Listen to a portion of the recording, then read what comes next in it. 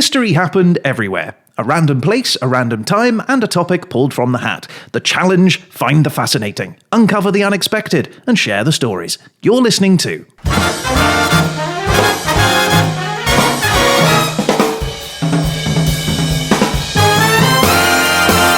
History Happened Everywhere.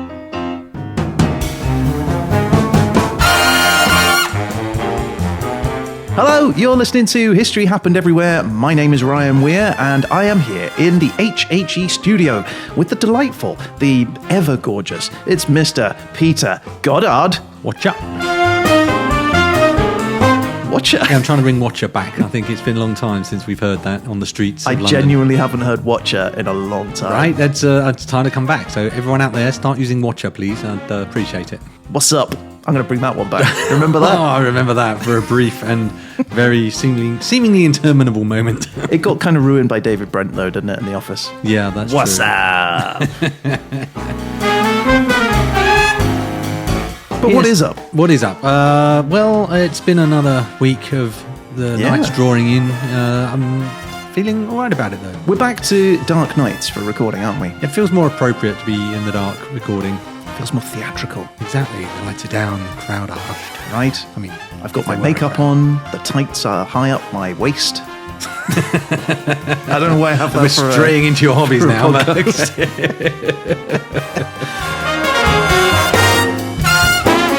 Have you ever performed on stage? I have performed on stage, theatrically and comedically.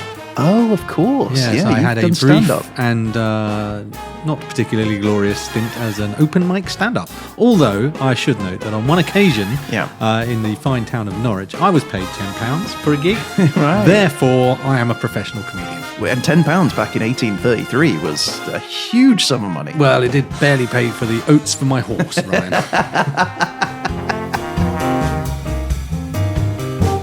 I think we need to go back to more vaudeville style of entertainment. Variety on Variety. stage. You want a juggler, followed by a unicyclist, followed by a joke merchant, Followed by a violin playing. and an opera tenor. Right? Exactly. That's exactly what I want. Okay, wow. What would be your vaudevillian act? So I always had a hankering to have a hyena act.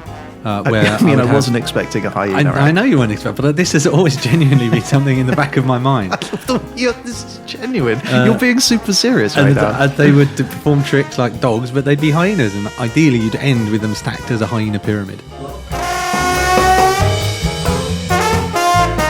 You're being dead serious about this, aren't you? Like I've thought about this. You gave no time to think about that. That was just straight off your head. This is part of my repertoire of things I will definitely do one day. What Start my random hyena act. The hyena act. Pyramid of hyenas.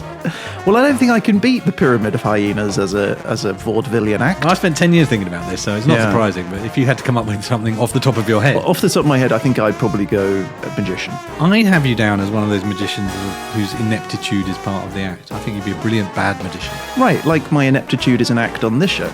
Correct, it definitely is. Yeah. Why are you saying it like that? No, I think you'd be a superb magician. I Is mean, this your card? I'd be awful at it. No. Yeah. Go on, do me a trick. What's your favourite trick? I don't like card tricks. I don't like rope tricks. Metal rings, I think, are stupid, so I'm not doing any of that. Okay. So I think I'm probably just left. Just you and handkerchiefs. It's me. A bunch of flowers. This is going to be a very quick act, isn't it? Pulls a bunch of flowers from out of his sleeve and then bows and walks off. And then, thank you very much. I've been Ryan Weir. Good night. Next up, a pyramid of hyenas. I'll be happy. Yeah. I'll be happy to follow that act with my hyenas for what it's worth. That sounds good. Well, there you go. Right, we have a podcast to do. Yes, talking of magic acts. Yeah, what are you going to pull out of the hat for this one? Well, look, I don't remember what it was that you're going to be talking about today. So why don't we remind me and potentially other people on what the Derzelator gave you? Yes, let's relive the ordeal. Okay, here we go. Okay, let's hit the button and find out what your country's going to be. Do it. Okay, and your country is Jordan. Oh, that's all right. So let's find out what your time period is. This is going to be critical. Okay, ready? Oh, no. It's the Paleogene. What? 42 million BCE. Okay, well, I guess it all hinges on the topic, really, doesn't it? Well, because if it's sport, you might have some issues. Yeah. The topic is... Oh, my gosh. The early bird. Well, that's acceptable. Oh, this is going to be tough for you. Oh, my Lord.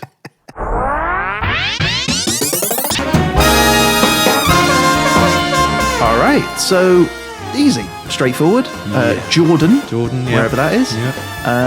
In the Paleogene, which whenever that was. Yeah. And the early bird, that's something I do know. It's a saying, isn't it? The early bird catches the worm. Correct. So I'm never sure what to take from what the real meaning of the early bird catches the worm is, because on the one hand, the early bird, it implies get up, get about, and you will get yourself success. Don't be lazy, yeah. But, I mean, there's also an early worm in this saying, which implies that if the worm had stayed in bed, he would never have been eaten. So maybe, are you the bird or the worm? That's the question. Oh, I see. So if the expression should be, the early bird catches the worm, but only if the worm isn't acting like an early bird. No, he catches because the worm's got to be early as well, presumably. Yeah, but it's only being early because it's heard the expression, the early bird catches the worm. Exactly. Oh, no, wait. It wouldn't go out if it heard the expression. No, he'd stay in bed. I think it's a paradox. It's the early bird catches the worm, so get up and at 'em unless you're a worm. Yeah, don't tell the worms about this expression.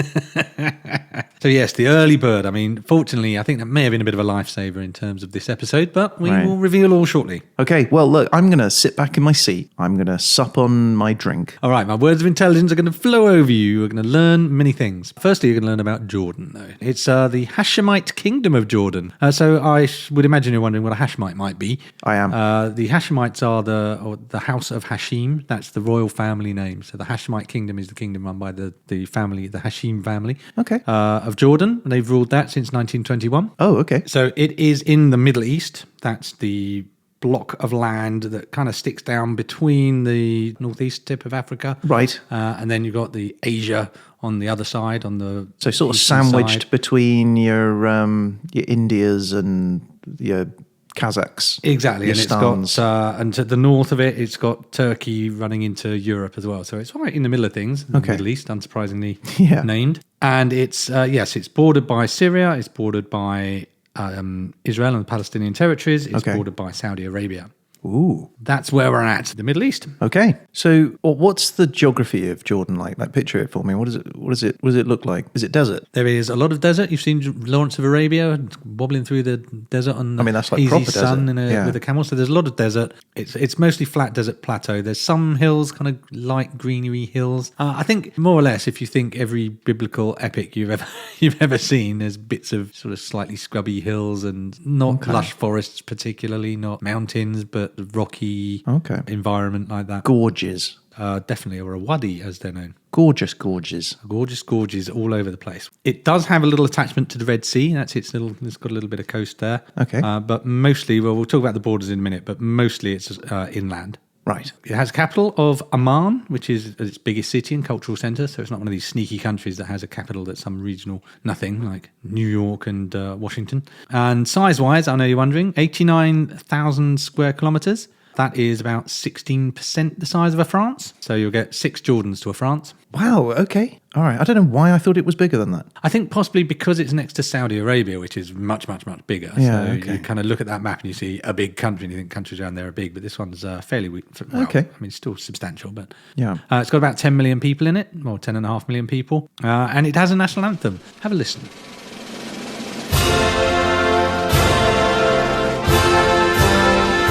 Strong start.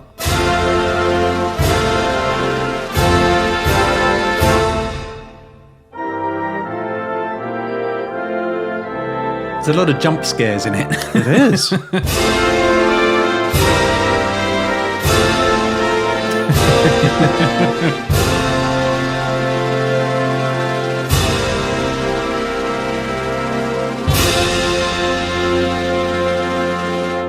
Was that it? That's it. That feels like the introduction to one. I was like, well, where's the song? Where's the rest of the song? No, that's it. There you go. I found that highly disappointing. Sorry, Jordan. Okay, well, there you go. It's been occupied for a very long time, Jordan, unsurprisingly. If you think biblical, that's Middle this East, kind of right? area, Middle East. Since the Stone Age, actually, there have been people there. It's been part of loads of empires as a consequence. Yeah. I'm not going to go through them all. We've done that for other places, and it's not that interesting. Is it safe to say early man was there? There's always an early man to be had. It wasn't discovered by the Portuguese at any point. That's the only thing I can surprise you with. It became part of the Ottoman Empire, which Okay. a lot of places did, as we know. And we know that the Ottoman Empire essentially collapsed after World War I. But it was also part of the Great Arab Revolt, which was an attempt to overthrow the Ottomans. And the British supported this revolt. And they said, we will support a massive Arab state.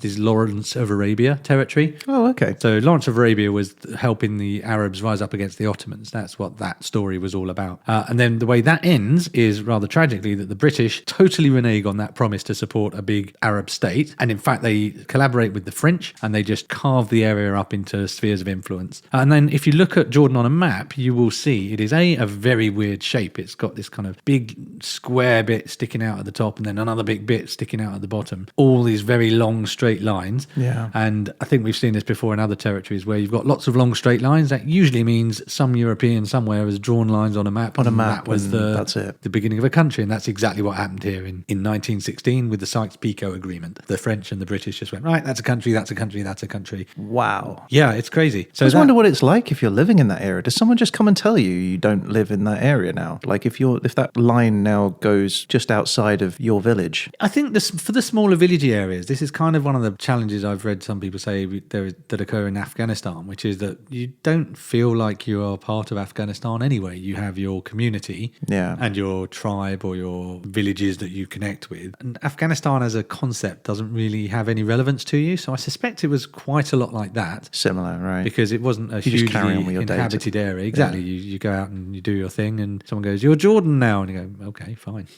Yeah. I think it's much more of a problem for people who are in the urban areas and especially the ruling class type people in the upper middle classes. So suddenly, I'm Jordanian, well now I can do trade easily with Britain rather than France. So those people, the sort of international, the trading, the upper middle classes are probably much more affected by it all. So the British and the French carved it up and created the Emirate of Transjordan in 1921. And then in 1946, it became an independent state and was called Jordan. It actually was called Jordan a little bit before that, but basically 46, Jordan is an independent state as we know it today. Okay. So it's technically a constitutional monarchy, but it's really heavily influenced by the king, who has a lot of executive and legislative powers. So we're a constitutional monarchy, but if the Queen tried to do half the things that the King of Jordan is allowed to do, she would not get very far, I don't think. And the king is Abdullah bin al-Hussein. That's today's king. He became the king. It was King Hussein of Jordan before that. And this new guy apparently would do incognito visits to government departments because he's not just a king, he's kind of ruling the place as well. And he said of his visits, the bureaucrats are terrified. It's great. Oh, it's great. Okay. So he's having a good time, clearly. So he has powers, does he? He can sort of veto stuff. He can do stuff. Hey, yeah, he's ruling the country in a way that our queen really doesn't. Right, and down to, we should put a new motorway in. And he's like, nah, I don't think so. I'm not sure. I think he's sufficiently powerful that I don't think he is planning urban renewal, but if he said no to something, I think that would be very problematic. Okay, so like he's well versed in what's happening and is involved in government policy. But as a result, or not as a result, but one of the things that Jordan is known as is it's known as one of the more stable countries in what is quite a turbulent area, as you can imagine, with the Israelis and Egyptians and Syria and Iraq and Iran around. When did you last hear about Jordan in the same way as you hear war, terrorism and all of those things? No, but it's kind of amongst it, isn't it? Exactly. It's right in the middle of that area, and yet it's an oasis of stability. Interesting. Yeah, it's curious, isn't it? And I did try to find you some famous Jordans, and apart from the fact that I had to pick through a lot of Nike Air stuff and various other bits and pieces, they didn't seem to have a lot of pop cultural icons, because the first one I got was Moses. Right. The second was King Herod the Great. From Jordan. All right. And then I got a massive list of members of the Jordanian royal family. Right. There wasn't really a lot in the way of celebrities. I did find someone called Qasim G, who I guess is a YouTuber of some kind. Okay. It wasn't rich pickings for famous Jordanians, I'll be honest. All right. So if you're listening, Jordanians, there's a gap in the market. Get yourself famous. Yeah, for sure, because you could have been on this podcast. Straight to the top of the list. But one of the other things it has, you're talking about the climate and the geography of the place. Yeah. It has the Dead Sea. eat in it. It's bordered the Dead Sea. So this was considered the world's first health resort. King Herod the Great used to go there, apparently. It's got lots of minerals in, and it's the one that you can't sink in. You get in it and you float because it's got so many minerals and salts in the water that you become relatively much more buoyant than you would be in normal water. So you just bob around and you can't sink in it. And it's dead because presumably there's no fish in it because it's so salty. Salt. Yeah, it's got some bacteria and some fungus, but it has no fish or anything that you would go, look, there's life in that. Yeah. Oh, look at that fungus. Yeah. And is it an actual sea or is it a lake? It's a lake, I think, but I'd need to check that. Lady of the Internet, please clarify. Hello. This is the voice of the Internet. The Dead Sea is a lake which is 50 kilometers long, 15 kilometers wide and 300 meters deep. Water flows into the Dead Sea from the River Jordan. The water is trapped in the lake and forced to evaporate under hot and dry weather conditions. Large quantities of evaporated water leaves behind salt and other minerals. Over time this buildup has resulted in approximately 37 billion tons of salt and a salinity of 34.2%, which is 10 times saltier than the ocean. Unfortunately, the lake is rapidly shrinking, with nearly half the surface area having disappeared over the past 100 years. Thank you. You can drown in it, apparently, but only if you sort of flip over. So you don't stink, but if you're not paying attention. Drinking that much salty water, though. Yeah, there's no way to go, is it? Oh, You're still thirsty at the end of all that. Yeah, but if you had mouth ulcers, they'd be gone in a second. Canker sores, I think they call them in the States. They do. And if you've got any cuts or abrasions on your skin when you go into the Dead Sea, you will be made very aware of them. It's like an all over, when you use hand sanitizer and it turns out you've got a little paper cut that you weren't aware of, and then you're suddenly very aware of it. It's like that, only all over. Other famous things, it's got a city called Petra, called the Red Rose City. It's this kind of large city of really ancient buildings carved out of a kind of pink rock. It's a UNESCO World Heritage Site and was voted one of the new 7 wonders of the world in 2007. No way. Yeah, it looks really awesome. And there's also an area called Wadi Rum. So a wadi, I mentioned earlier, that's basically a valley. And this wadi is, it's got this really Mars-like landscape. It's a red desert and rock. In the 2000, the film Red Planet, it featured as the surface of Mars. In the film Mission to Mars in 2000, it featured as Mars. In the film Last Days on Mars in 2013, it featured as Mars. Wow, okay. In 2015, it was used in The Martian to look like that. This place looks a lot like Mars. So when NASA goes to fake the Mars landing, that's where they're going to be. That's where they'll have been. Yeah, I mean, you'll know. You'll know that you could just compare it to previous Mars films, basically. And if you can get it all to line up, you'll know. That's interesting, because often I do watch those films and think, I wonder where they filmed this, because it definitely looks like on location rather than on set. And it turns out it's in Jordan. Exactly. So for all your Mars needs. I just figured that they would just apply a colour filter and just do it in any old rocky area. I thought that too. Add red to it. It is an incredible landscape. So that's Jordan, Middle Eastern, deserty, calm. Sounds good. Sounds interesting. Right, so now let's talk time.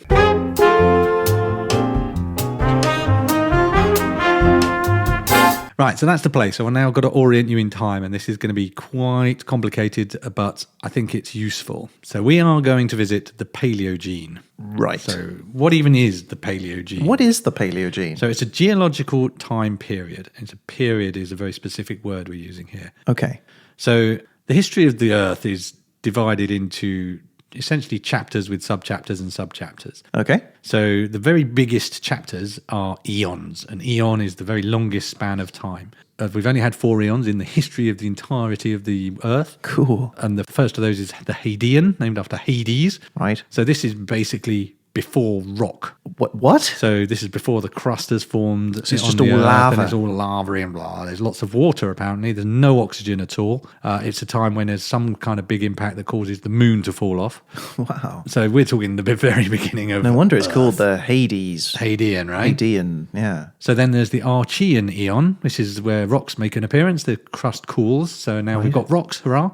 And you start to see some just single cell life. Really? Yep. Okay, so rocks are useful then. You need something to sit on. So then the Proterozoic Eon is the next one. That's when you start to get a bit of oxygen in the atmosphere, and that's really good for life. So now complex animals like jellyfish and trilobites start to appear. Right. So there's no life on land still. The atmosphere is just beginning to get the oxygen you need for life, but the oceans start to have a few tiddlers swimming around. Where's the water come from for the oceans? The water starts, I don't know where it comes from, but you start with lots of water in the atmosphere. I guess. Right. Yeah, that makes sense. And then it just rains back down once the lava So it's stops. cool enough, you can all condense.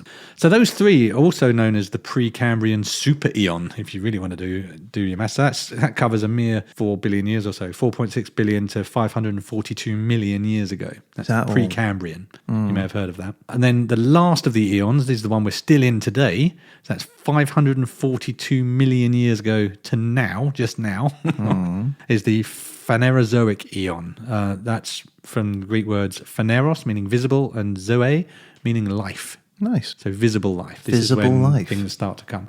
And what you'll see is all these these time periods are kind of not arbitrary, but they're usually bounded by something significant. So big life starts to happen. Right. We'll call that an eon. It's not like a clock where it's 24 hours, 60 minutes to an hour. It's let's divide this up because there's some significant beginning and end to the way the planet looked or what was living on the planet, what we see. Do we know what the next eon will be? No, and I wonder if suspect there's- we won't see it because one of the things that tends to characterize the transition is everything dies as a rule. Yeah, well, that's what I was wondering. I was wondering if, like, the next eon, like, is already bookmarked because some sort of extinction level. Well, no, because it can't be extinction. Even that wouldn't be can an it? eon. It would No. be the level of eon type changes is the Planet disappears. Complete change of the atmosphere, something like that could happen. Right. So, or if you got knocked off course, I guess, and everything cooled down and the oceans boiled or something. It's amazing to think that, nobody will be around to see any of that. It'll still happen, but we'll all be long gone. We will all be long, long gone. Now, some people think that you need to break down time into smaller units than 550 million years ago. Yeah. So eons are broken into eras. So our next thing is the category of the era. Okay. So I'm sort of zooming in on the Paleogene here. So I'm only going to do the Phanerozoic Eon, so the current eon. That's broken into 3 eras. The Paleozoic, that's 542 million to 250 million years ago. Yeah. It began with a Cambrian explosion. This is like loads of life starts appearing in the fossil record. Life forms in the oceans. It crawls up onto the land. You start to find plants. Then invertebrates come on the land, and then the vertebrates come on the land. So things with a spine. Things looking good for life generally. This is a good period of time. It was until the largest mass extinction in the history of life on Earth, which wiped out 95% of marine life and about 70% of land life. Wait, what? 95%? So there could have been things that crawled up onto the land that we wouldn't recognize. They'd look totally alien to us because they never made it. They didn't. It's and highly there'll be no likely. record of it. It just disappeared. And that's one of the things we're kind of going to be able to amazing. discuss, which is just how little we have to go on, and Yeah. which makes you wonder how much we don't know and don't have. So I think Well, it's yeah, a the very good fossil point. record is really kind of the only thing that we've got, right? Yep, exactly. So the interesting thing is, I don't think there isn't a clear and agreed answer as to why everyone died out at the end of this period. This is the Permian extinction, it's known as. Okay. But climate change has been fingered as a potential suspect. Everyone's always fingering climate change. I know, it's almost as if it's a catastrophic problem that needs to be addressed. So that's the Paleozoic. Starts with a Cambrian explosion, Yeah. ends with the opposite. An explosion of life and then the destruction of life. So then we're into the Mesozoic era, 250 million to 65 million years ago, just the other day. So basically, what happens after an extinction is a blank slate, right? So things can start evolving afresh. There's new space in the environment that isn't being occupied by life. So other life finds a way. And this is known as the Age of the Dinosaurs. A world of wonder. A world beyond imagination.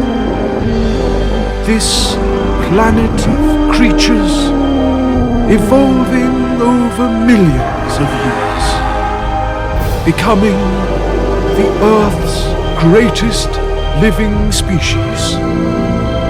Welcome to the Age of the Dinosaurs.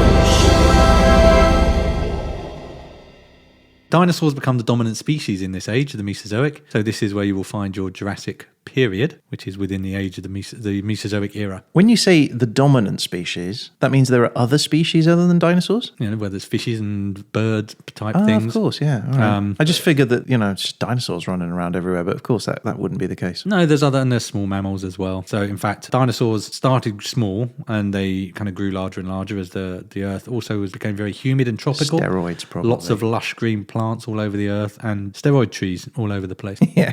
Which helped the dinosaurs grow. So the dinosaurs Jack up. grow. There's little mammals scurrying around the place. The Jurassic, which I suspected you'd ask about, is the middle period of the Mesozoic. Okay, so that's the golden period, is it? It's where everything's milling about and roaring at Exactly. each other and ripping each other apart with claws and teeth. Exacto. So then the Mesozoic era ends with what can only be described as a bang, a meteorific bang. Ah, okay.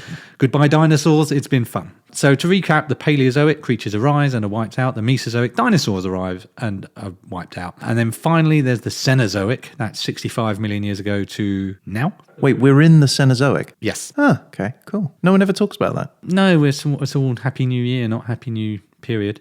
Yeah, I suppose so. So the world starts to look like it does today. Continents have floated around to their current positions. This is known as the Age of Mammals. The dinosaurs being wiped out, same thing happens again. The mammals that was going around that managed to survive go, ooh, I can eat more, I can get out more. The climate changed drastically over this period of time, cools and becomes drier, have a bit of ice age situation. And basically, this is the era in which all species of life evolved to what they are today. So what we recognise, it's all been over that period, the Cenozoic. Pretty much, yeah. This is where the world as we know it really comes into place. So again, some people think 65 million years is too long to have a period. So we had eons to start with, and they have eras, and eras have periods. So the Cenozoic, that's the age that we're in now, is divided into the Paleogene period. That's the period we're after. 66 million years ago to 12 million years ago. This is the blossoming of life after the meteor that hits and extincts everything. It's the end of the hot and humid of the late Mesozoic and begins cooling and drying. Continents are drifting around. India's crashing into Asia. The Himalayas are forming where the two countries smash into each other. Wow. Africa's moving north and nudge into Europe and to form the Mediterranean Sea. And South America and North America are moving into each other Coming as well. together. So that's, on a geological level, what's going on over those millions of years. So if I looked at the map, then it would be somewhat familiar. Yeah.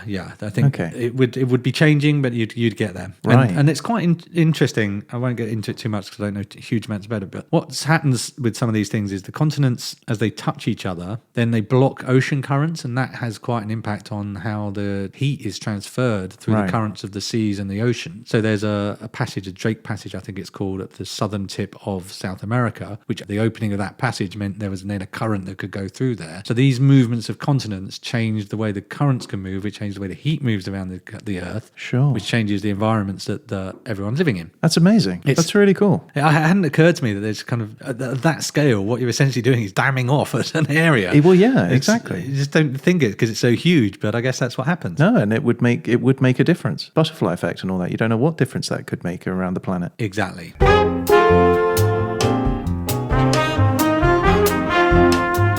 Just run back on something. The dates for the Paleogene. 66 million to 12 million years ago. 66 to 12 million. So why did the Derzelator say 42 million years ago? I am going to guess it's the middle of it. I don't know, a typical date. Okay. I mean, it's in there. It's not outside of the realm. It's so maybe it was just a date in the Paleogene. Right. I was just wondering whether or not there were other variations. Like, do other people have different timelines to that they subscribe to? And No, I don't think so. What does happen is, as learning progresses, sometimes someone will go, actually, this age doesn't really work. So there was a quaternary, tertiary, and secondary or something eras, and they're not used anymore. So there's sort of versions that fall out of favour as new findings and learnings come. Right. I think that's what I meant. Yeah, because it does seem to be the case that we're learning new things all the time, and so just that might have been the case that it shifted. But yeah, okay, still. Yeah, so that's the Paleogene. Paleogene was followed by the Neogene. North and South America connect on the Isthmus of Panama, and that cuts off the warm ocean currents from the Pacific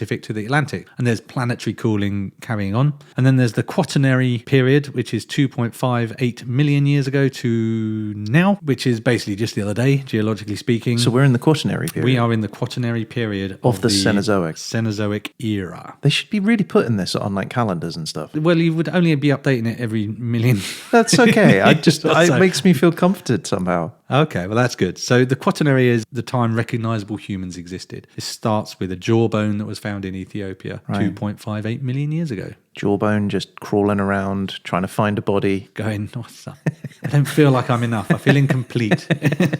Yeah. So there are more divisions. It perhaps won't surprise you to learn. So I'm not going to go into them because I've got to my level. I've described where we are in terms of the Paleogene. But there is, just to remind you, because I really struggled to remember which was which. Right. The Eon is the absolute long Yeah. period of time. That's broken into eras. Yeah. Very big. Eras are broken into periods. Yeah. Periods are broken into epochs. Yeah. Epochs are broken into ages. Okay. So let's work it out. So where am I now in time? Like right down from smallest to the biggest. Smallest to biggest. Okay, so I've only done this for now, so don't be asking any other categories. But Okay. we are in Thursday, October 2021. Right. Which is obviously the 2021 is just an arbitrary scale, so we're talking about geological time. Yeah. Doesn't care what your numbers are. The Megalaean age, the latest age of the Holocene epoch, which is the latest epoch of the Quaternary period, Right. which is the latest period in the Cenozoic era, Right. which is the latest era in the Phanerozoic Eon.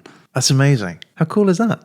Megalaean is an age in the Holocene. The Holocene's an epoch in the Quaternary. An epoch is the layer of rock and minerals. Now hear the tale of the earth. Yeah, the Holocene's an epoch in the Quaternary. The Quaternary is a period in the Cenozoic. A period's a bunch of layers of earth and rock. Now hear the tale of the earth. Ooh, yeah. Quaternary is a period in the Cenozoic. The Cenozoic's an era in the Phanerozoic. An era is where you'll find the different fossils. Now hear the tale of the earth. Yeah. All you need to do is just put today's date. That'll be fine. Oh, right. Sorry.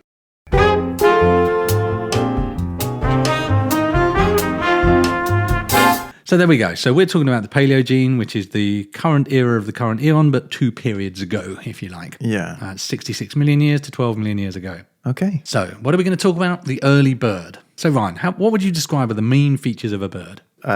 Wings. Wings, I okay. think wings are essential. Yeah. I would say a beak is essential. Yeah. I would say claws, Okay. eggs. Eggs, okay. I think some birds don't nest, but I'm going to go with nest anyway. Okay. And I'm going to go with feathers. Feathers, okay. And I'm going to go with birdseed. Birds. Yeah. All right. And like whistling, like bird song. Whistling bird song, right. And All right, that's enough. I'm enjoying this. This is fun. Describe birds. Okay, that's a good list. That feels bird-esque to me. I'm Yeah. sure there is a much I more win? technical definition. Well, I'm just using that as a jumping off point to Okay. see what we discover, right? So I'm going to take us to a little trip to the country of Jordan.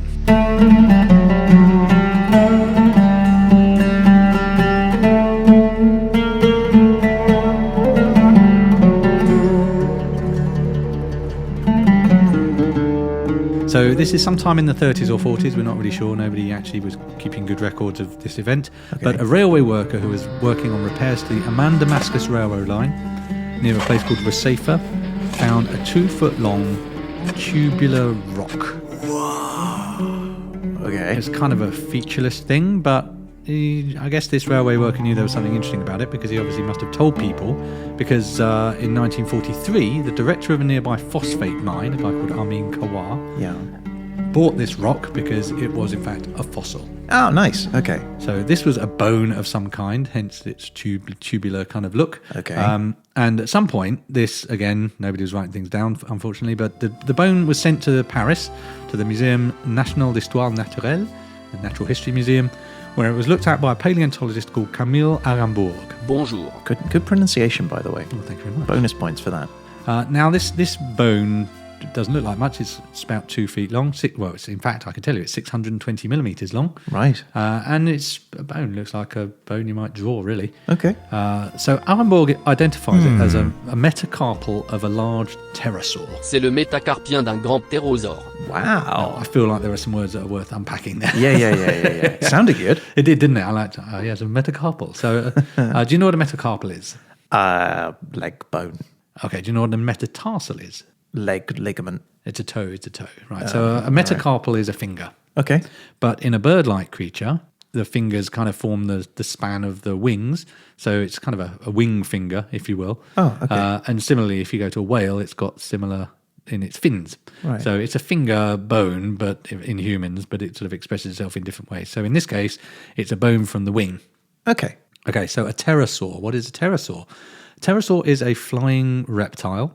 Right. Kind of bat-like wings. Cool. You may have heard of the pterodactyl. Yes. You may have heard of the pteranodon. Yes, I have. Yeah, now I actually, until I did this, I had not realised they were two different things. They're both pterosaurs. So a pterosaur is a generic term for a flying lizard. Right. But a pterodactyl has teeth and a pteranodon does not. So you go. Tirana don't have teeth. Yes, exactly. Well, That's a that's good way one to for remember. all you budding paleontologists out there. Although- Tirana don't have teeth. Although don't is like teeth, which in French, Pteranodon. which doesn't make sense. Okay, well, now we thoroughly confused the budding paleontologists in the audience. We can only apologise. But, Yeah. so Arenborg thinks this is actually potentially something new. So not a pterodactyl, not a pteranodon, but something different. So in 1954, he writes a paper and he identifies this as an extinct genus, so type of Asdarchid. C'est un genre éteint d'astarcide.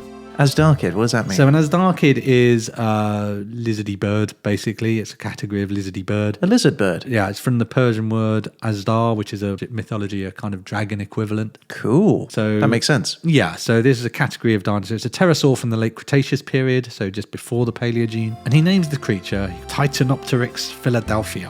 J'appellerais cette créature la Titanopteryx Philadelphiae. Cool. That means Titan wing. Nice. Right? That's a great name. Yeah, that is a great name. Unfortunately, in the 1980s, somebody noticed there's already a black fly called Titanopteryx. Oh, no. Which rather pushes the Titan thing a bit, in my opinion. If it's a fly. It's a fly, right? Unless it's huge. So they changed the name of Titanopteryx to Aramborgiana. They named the dinosaur in the 80s after Camille Arenborg. It means Arenborg's giant.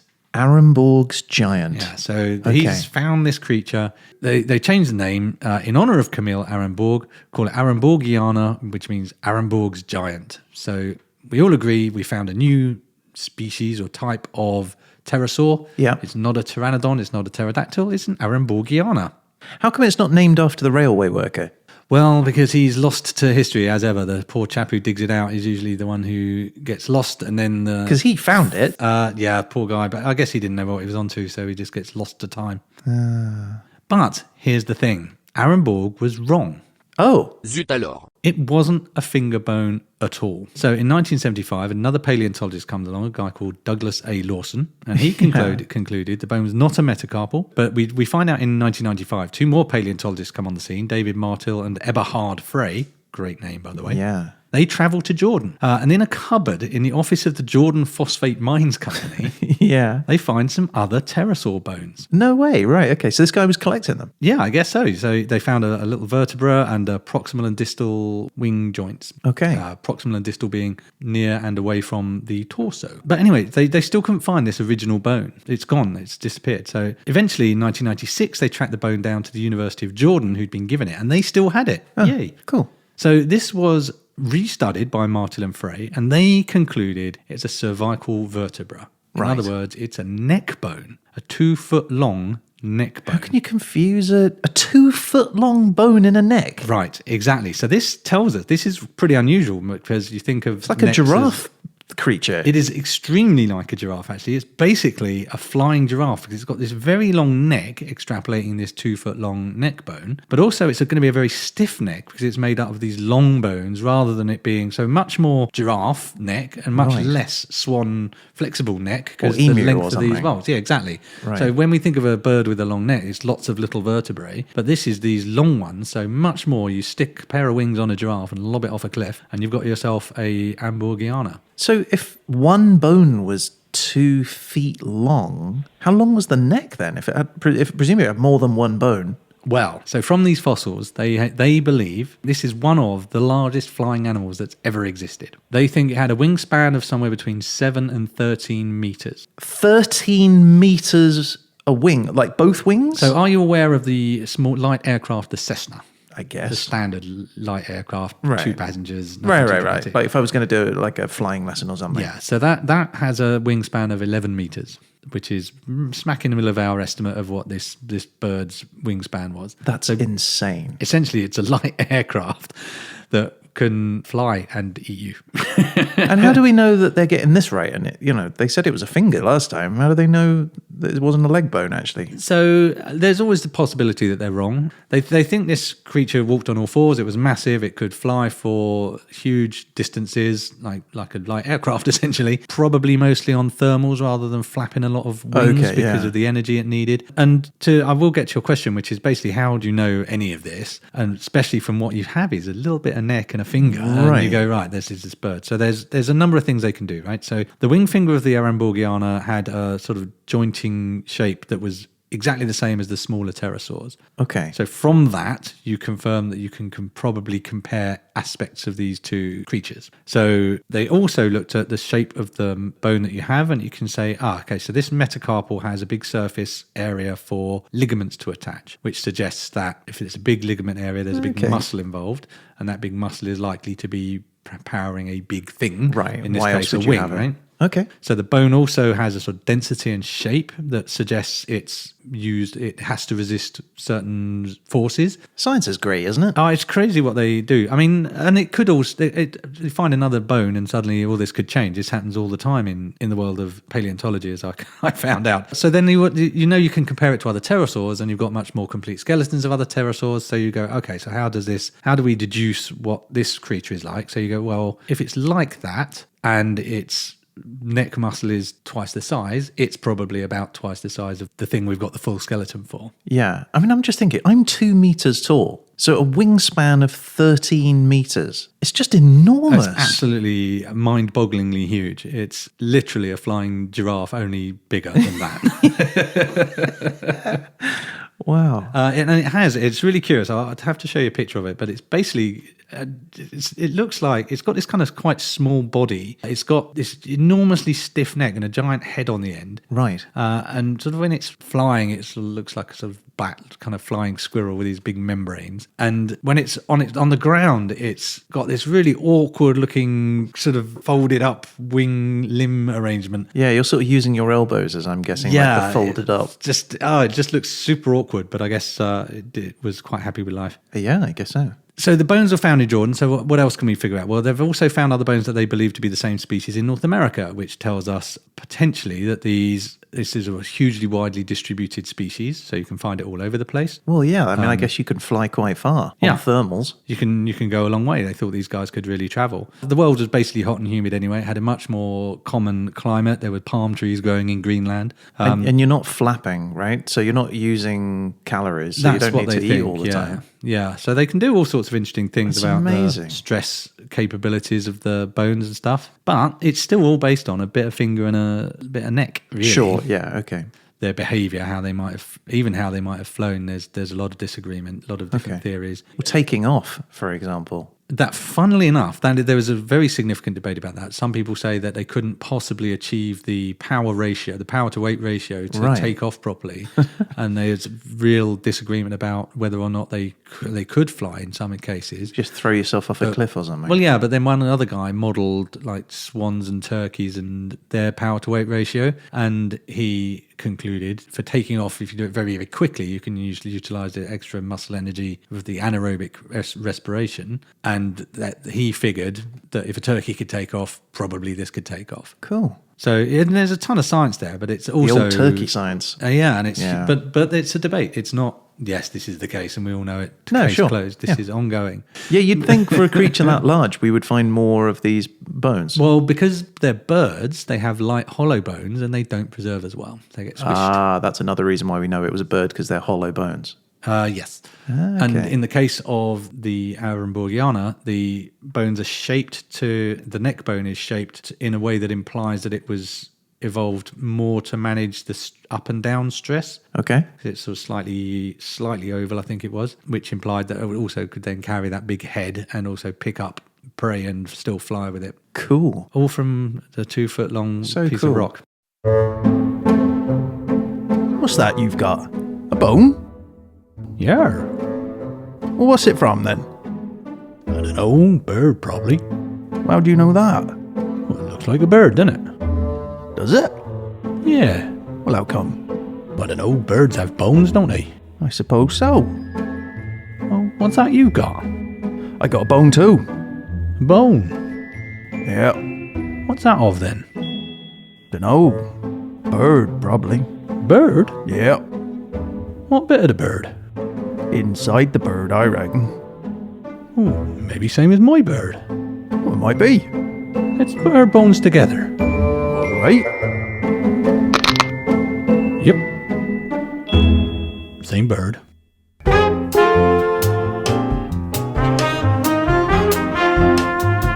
So what happened to these guys? They're flying around, having a nice time, and then the Cretaceous Paleogene extinction event occurs. Right.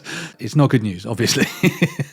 The extinction event, no, is the giveaway. 66 million years ago, you're an innocent Arenborgiana, chilling out, having a good time. You go, ooh, looks to the sky. What's that light in the sky? It's a shooting star. It's getting bigger. Beautiful. And bigger. It's really big. Oh, it's a massive asteroid, about 10 to 15 kilometers across, so a 9-mile wide rock coming your way. Specifically, it crashes to Earth in Mexico in a place called the Chicxulub crater. Right. Spelt Chixulub. So the internet told me that's pronounced Chicxulub. Chicxulub. You alright, Shirley? Oh, I don't know. I'm okay, I suppose. Oh, sweetheart. You feeling down? What's wrong? Well, I can't get a date. I don't have any kids. I'm not getting any younger. I don't own my own place. The job's boring. I feel unfulfilled. I've got no purpose in the world. Everything just feels pointless. Oh, but what about your dream of running your own business? Oh, I don't know. That was never going to happen. It would only be a failure. It was all just a pipe dream. Nonsense. Enough of all this. You are a strong, independent dinosaur, Shirley. You don't see it, but lots of other dinosaurs look up to you. You're kind and caring and considerate, and you have clever ideas, and you are really creative. I am? You know you are. Come on, it's time you picked yourself up and got going, because the world needs you, Shirley. You have got so much to give. Yeah, you're right. I can see that now. It is never too late. Oh, things are going to be different this time. You'll see. That's right. I'm going to set up my business. You do it. I'm going to get myself a home. Go on. I'm going to get that family. Of course you are. I'm going to be someone. That's right. That is the spirit. Oh, and look, a shooting star. Oh, it's a sign. Woo!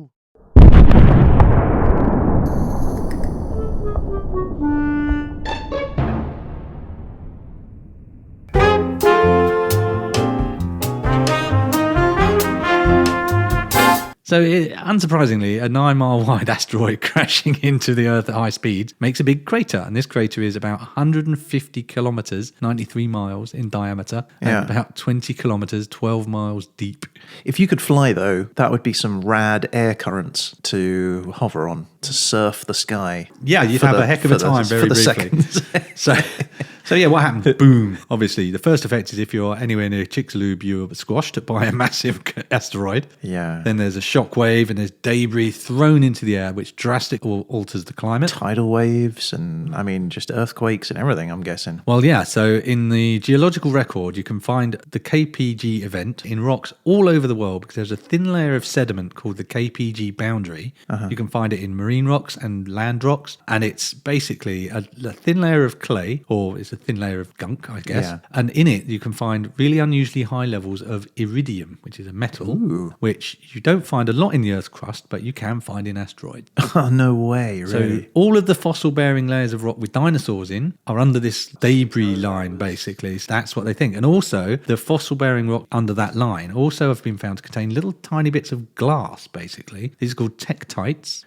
And they're believed to be blobs of basically melted rock that get kicked up by the impact. It's so hot they melt, then they solidify as glass in the atmosphere and then rain down all over the Earth. Oh my gosh. Glass rain. Add that to your outlook for today. Oh, man. So, you get the impression that when the dinosaurs died, it was over a long period of time, because we've been talking about eons and ages and, they might have hung in there for tens of thousands of years or whatever. This probably happened within 24 hours. The immediate, so certainly in the area of Chicxulub, yes, you're pretty much done there and then. The other side of the planet, you've got a bit of time, but bad things are going to happen to you because the heat and fires spread really throughout the world. And basically, the forests that we said were covering most of the Earth's surface get completely destroyed. So it's a forested planet and then it's not. So how do we know this? This is another one of those things where you go, well, how do you know that? That's crazy. So there's a guy called Antoine Bercovici. He's a paleobotanist at the Smithsonian National Museum of Natural History. Okay. He amassed a load of data basically on fossil, spore and pollen counts in rocks from all over the world. Like Egon Spengler. Egon collected spores and funguses. That was his thing. Oh, did he? Yeah. I don't even remember that. Crikey. He listed that as one of his hobbies in the film. Wow, that's Spores and funguses. spores and funguses. Okay, well, I don't know why that stuck I guess in my he is head. like Egon then. So yeah, my apologies. Maybe he too is a ghost busting on his days off. I don't know. So he finds a spike in the amount of ferns, right? So he basically says this fern spike represents evidence of disaster flora. So pioneer species rapidly recolonize open ground. So basically, all of the fire spreads across the world and all of the forests are gone. And the first things to pop back and go, oh, I can take, again, it's the blank space that leaves room for life. Yeah, sure. And the ferns come in and go, right, I'm going to I'll have have this. Yeah, Yeah. exactly. And this happens in lava flows, in volcanic eruptions, just in the modern world. Sure. So you've got woods, the woods is burnt down, and then the ferns are the first thing to pop up. So that's why we think that all of the forests were gone and burned down. That's so cool. It's amazing that life literally finds a way, right? The story of the world has been flourish, destroy, repeat. Expansion and contraction. Yeah, it really has. And I should clarify that, again, even the stuff about the meteor, some people don't believe the meteor was the extinction event, the cause of the extinction event, and actually there was volcanoes. So it didn't help. Come on, I have to say that the evidence of the gigantic crater in Mexico and the layer of soot. It was pretty compelling stuff for me, but I'm not an expert. But everyone agrees that 70 to 80% of everything, all the species were destroyed. You can't find dinosaur fossils above the KPG boundary. That's it for your dinosaurs. They are gone. And that includes our not quite bird, Amburgiana. Oh, wow. So, in fact, birds descend from a group of dinosaurs called theropods.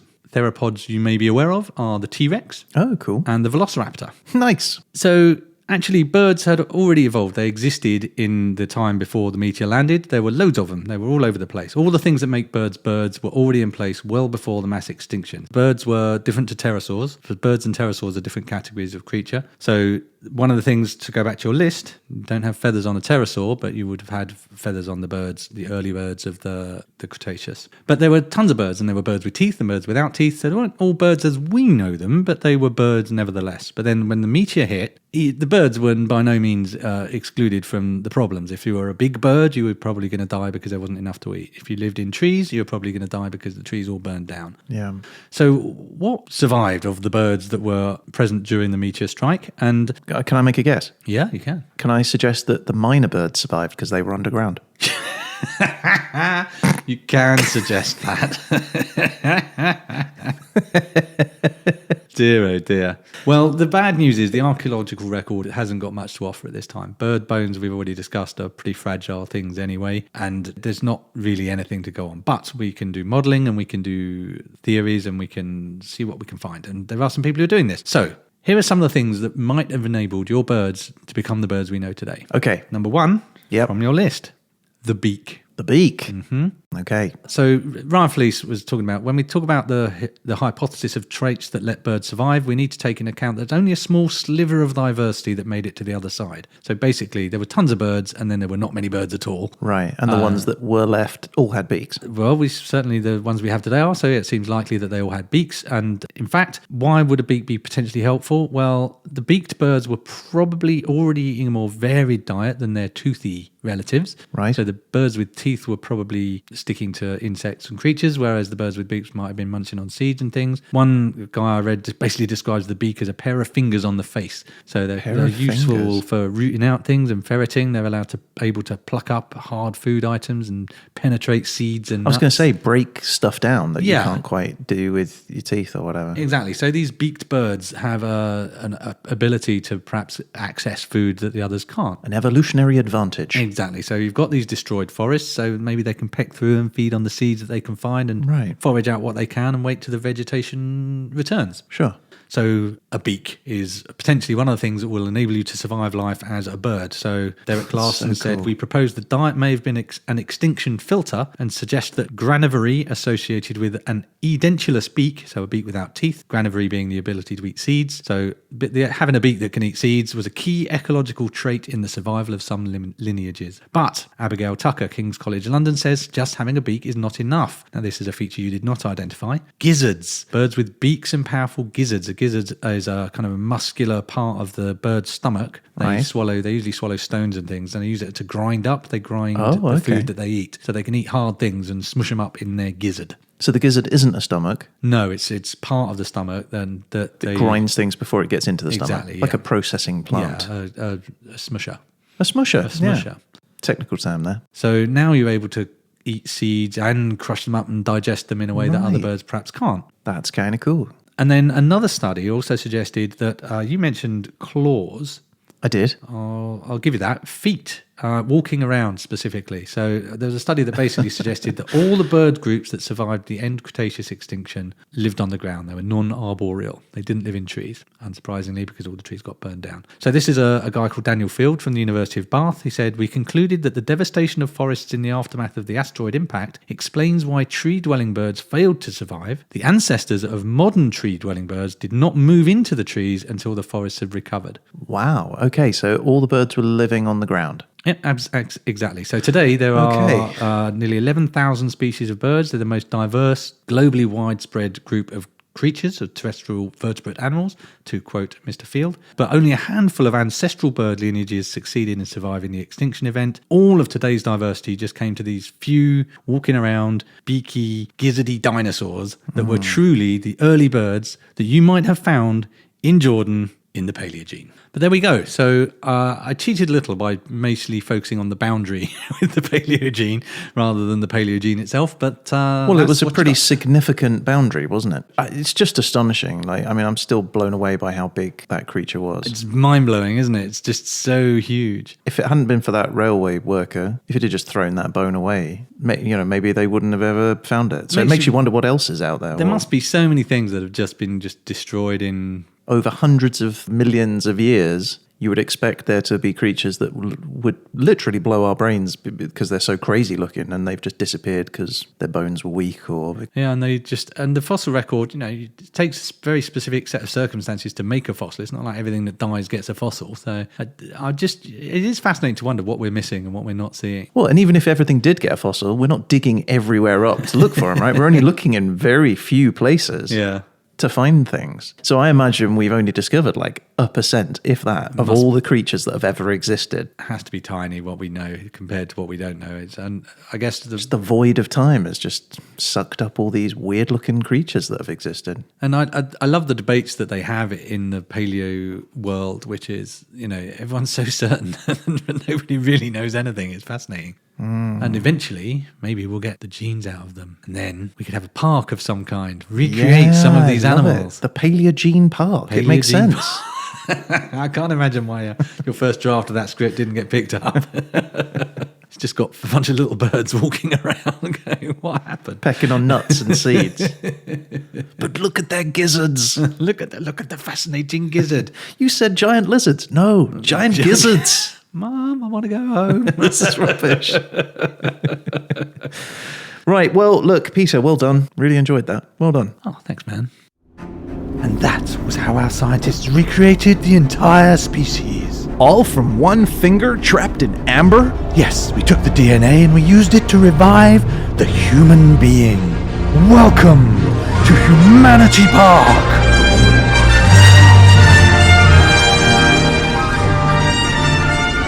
We have created a number of variants of the species, and you'll see them all on this tour. In fact, listen carefully. You can hear the call of the Calanimus. Your car is insanely loud. There are children that live in this neighborhood. My God. It's beautiful. And wait, over there. Is that a Trollosaurus? Get killed, Mom! Yes, an adolescent. It's still living in its parents' nest. I hate you, and I wish you were never born! A noise not heard for millions of years. But should you really be playing God? Do you not understand how dangerous this species was. Nonsense. Everything is quite safe here at Humanity Park. We spared no expense. Wait, over there. What is that? Oh my, nobody move. This is the most dangerous of all the human species. Or manufacturing should be actively encouraged to go to work. Not Politician-saurus Rex. Yes, Politician-saurus Rex. You've brought back Politician-saurus Rex. Yes, isn't it wonderful? And when you do go to work, if possible, do so by car, or even better, by walking or bicycle. Clever girl. Damn it! Your scientists were so preoccupied with whether or not they could, they didn't stop to think if they should. Oh, you thought that was bad? We're gonna hate the Velociraptors.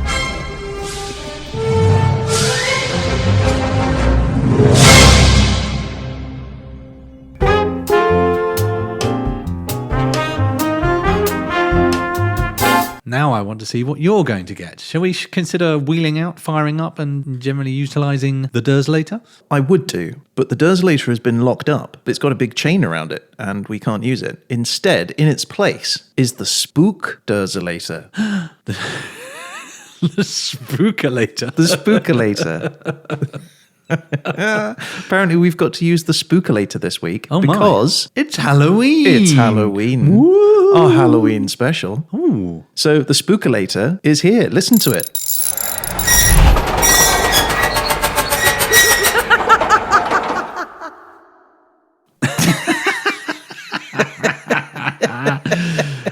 Okay, the clanking chairs. You like that? It's spooky. It is spooky. It's too spooky for me. Okay, well, look, the Spookalator, it works exactly the same as the Derzelator. Oh, great. It still gives us a place, it gives us a time, and it gives us a topic. But the topics of the Spookalator are all Halloween oriented. Oh, I see. So we hit the button and we'll still get time, place, and topic, but it's going to be a spooky one. Your place is hell. Okay, all right. Well, here we go. Let's do it. Okay. All right. Ryan, release the human souls into the reservoir. All right, I'm doing it now.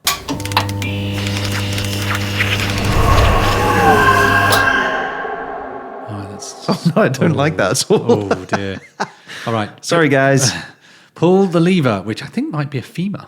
Yeah, no, I think it is. Oh, my Lord. Yeah, Okay. or it's a 2-foot long bird neck bone. Oh, it could be. Yeah. Oh, that's more comforting. Right, pull the bird neck bone.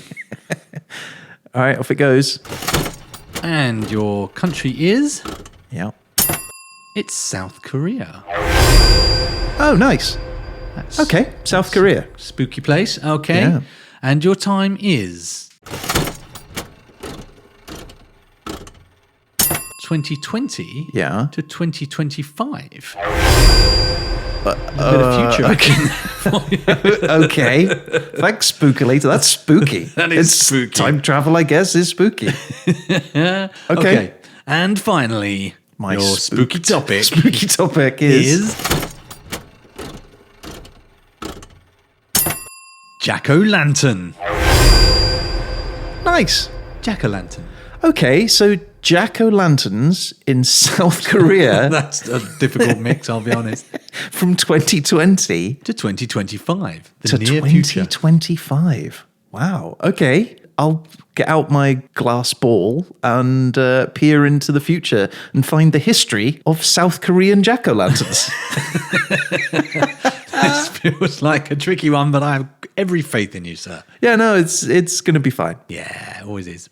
Spooky, spooky, spooky. Woo!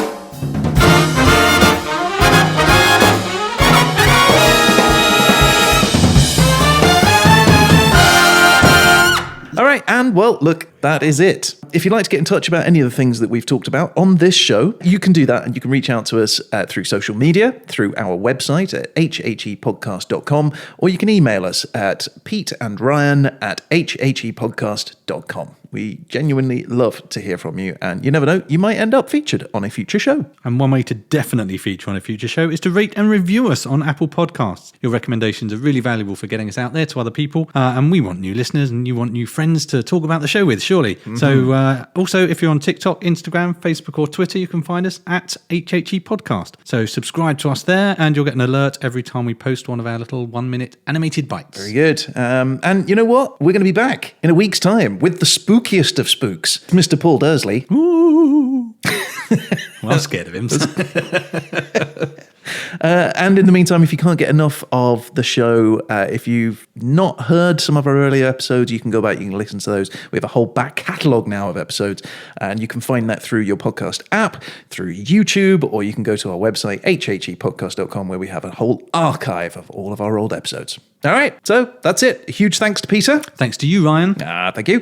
And I guess all that's left to say is... You've been listening to...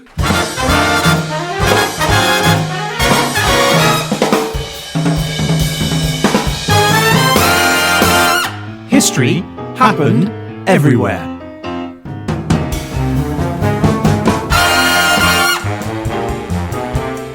Hey, Pete. Hey, Ryan. Hey, you said that we would never know what the next eon would be because, we'd have all died out. Well, I know what it will be. I'm a little scared to ask, but go on. Well, you see, the thing is, right, I made a time machine. A time machine? Yeah, and I jumped forward into the future and I had a look. Is that right? Yeah, and I've seen the next eon. Gotcha, yep. Go on then, what is it? I've called it the Petra Eon. The Petra Eon? Yeah.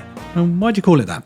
Well, you see, the only thing that lives there is this really old man, and he's got long hair and a white scruffy beard and these crazy wild eyes, and he's super old and grumpy, and honestly, I don't think he's all there. He kept saying stuff like, "It's me, Peter, and I'm trapped here." Oh, that's a lovely story, Ryan. Was this a dream you had? No, it's real, I swear. You can go and see it for yourself. Well, maybe I will. Why not? This is your time machine, is it? Yeah. You just step in here and you press this and you push that and you're good. All right, here I go, time traveller, time travelling. Whoa! Oh, wait. Maybe I should have refueled it. Nah, it'd be fine.